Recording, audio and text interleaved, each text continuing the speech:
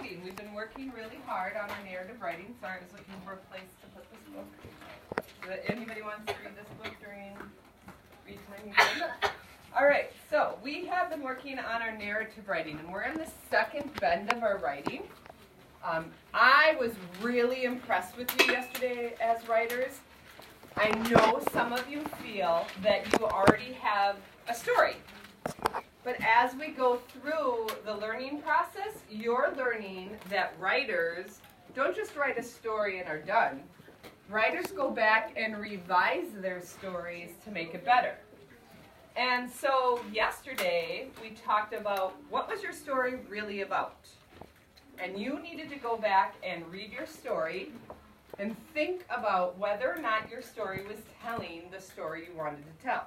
So give yourself a pat on the back for doing a nice job yesterday. Today we're going to again think about our flash draft. How many drafts do we have now? Two. We're going to talk about our flash drafts, and we're going to yet again try to make our story better. So the first thing I want to do is review something with you that we did actually during reading time, because there is a connection between reading and writing. 5 stages of plot. Do you remember the 5 stages of plot? Here's what I would like you to do. Find a housetop partner. Everybody show me your housetop partner. She's recording it for me, Quincy. Can you find a housetop partner, please? Thanks, Misha.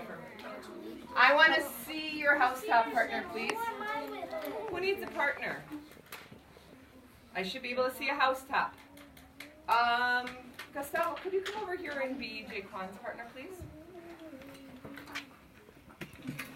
With your housetop partner, see if you can remember the 5 stages of plot we talked about during reading time. See if you can come up with all 5 stages of I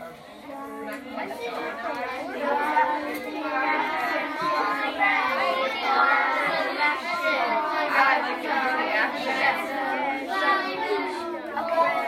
Alice, do you have all 5 stages? Laura, do you have all 5 stages? Brody, can you help? What are the 5 stages?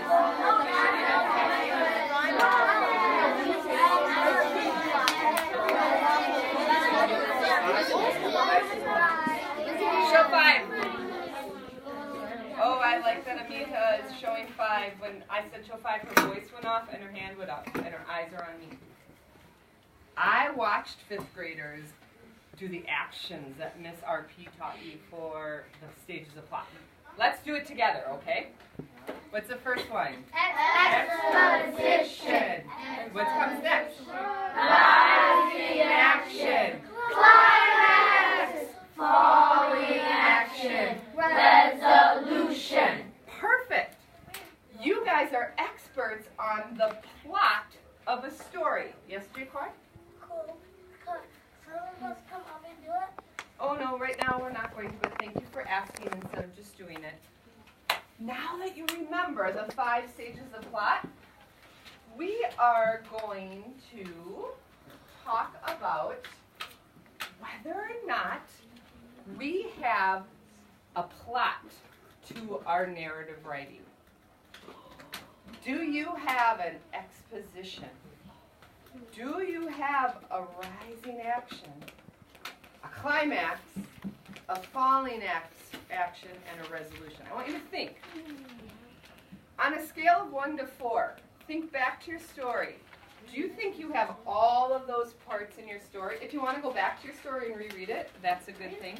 Do you have all the stages in the plot? 1, I don't have any of them. Oops. 2, I have some of them, but I am maybe missing the climax, the most important part. 3, I think I can identify all the parts in my story, but maybe I'd add more detail. And 4, I've nailed it. Show me on your fingers. Yes, Alice? What if you haven't finished your story? What you have so far. What would you rate yourself? Good question. Quincy, please take a break.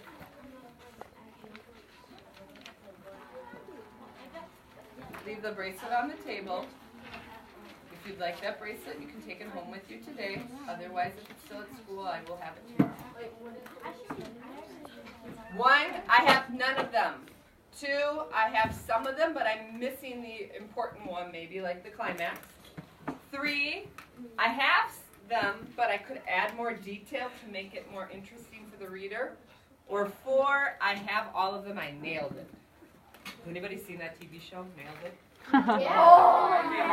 Nailed it. All right. Well, I thought we'd practice today before we actually do the activity tomorrow with your own writing by using the mountain. Okay? So we read the story Goldilocks and the Three Bears at the beginning of the school year.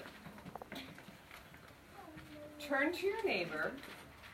What do you do during the exposition part of writing? What or reading? What was the Beginning, there's setting, the story starts, and find out what is the exposition? So the first, say like in my story, it's like I woke up to Jack jumping on my bed saying, "Come on, you dance with me."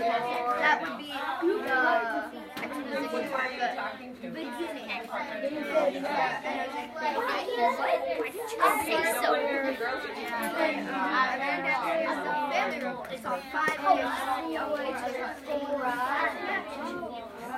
Well, we don't need to start that. Okay. Jack made it. Jaquan, my friend, just said, Mrs. Peterson, I don't really get it. I missed the climax. Who can raise their hand and tell me what would be the exposition? What are we including at the beginning of the story? What are the things we need to have? Sean? Characters? Setting? There's one more thing. Do you need to phone a friend? Phone a friend. He has character, setting, and he's missing one of the important things. Lur? The setting is a place. Good job, Lur. where, what the task might be? The task. What's another way to say task? The problem. So Goldilocks and the Three Bears. If I was starting my mountain, who are the characters? Goldilocks. Three Bears. What's the setting? Bear's house. And what's the problem? Goldilocks went in their house. Now, if I know anybody that has someone come into their house uninvited, that would make them mad, right?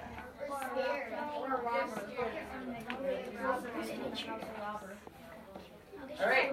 Turn to your neighbor and see if you can come up with 3 parts of the rising action. Now, remember, rising action could have more than 3 parts, but let's just pick 3. It's building and intense, so you would want the good, Evelyn. The thing that's least intenseful first and build. Misha, remember we're not writing right now. Please put your pen down. We're going to do that tomorrow, Monday. So turn to your partner. See if you can come up with 3 important events that lead up into the climax. So the rising action is like it's building intensity, building and then so it's like first she did all of the porridge and then she did all of the chairs. And it's like building intense, like sat on the chair. What's gonna happen? And it just broke. So it's like, and then she went to sleep, and then it was like, and the bear just got Show 5. I love that I hear all the conversation about Goldilocks. I'm going to give you guys a point. We're right on task. So, if you had to pick 3 important events that happened from the exposition to the climax, Jaquan, what would one of them be? She went to eat the bear's foot. She eats the porridge. Awesome. Quincy, do you have one of the events that would lead up to the climax? What else happens in Goldilocks and the Three Bears as a rising action?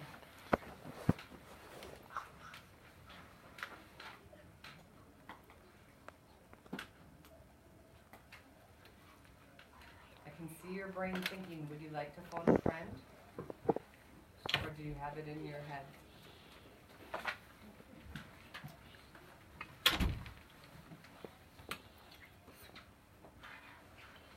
She eats the porridge. What happens next?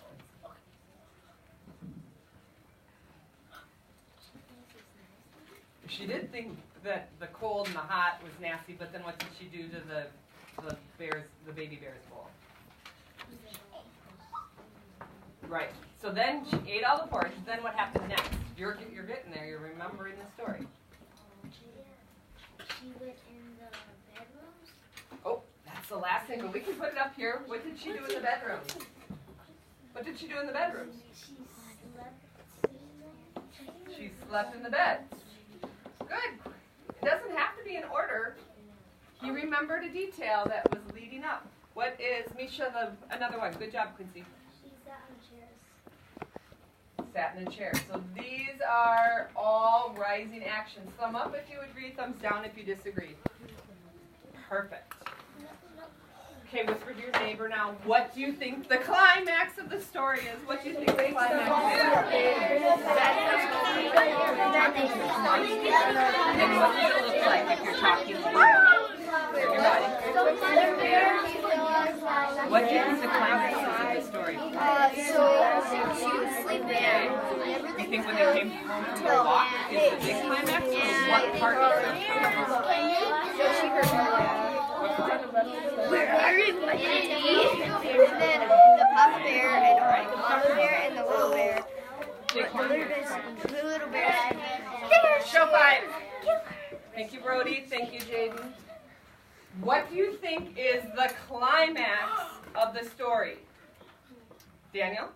When the bears came home and found like someone ate everything, well, except for the chairs and the bed. They found like someone was eating the porridge, someone was sitting in their chairs, someone was lying in their beds. What do you think was the biggest moment of the climax? Found Goldie Bear. When they found Goldilocks in bed. So 5th graders, this is like the big thing that happened in the story. I think the climax makes the story. If you don't have a climax or a turning point in your story isn't as exciting for the readers. So it's important to make sure that you have a climax in your story. All right, and then turn to your neighbor, how did the story end up? Like,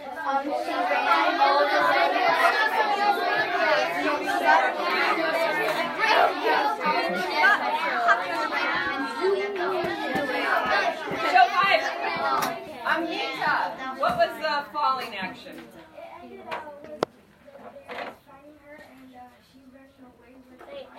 Goldilocks ran away. Now, 5th graders, in this case, we're still missing part of our story. They ate her. I like to say that the resolution gives us a little bit of like a moral to the story, or why our heartstrings were pulled when we're writing a narrative. It's like the lesson.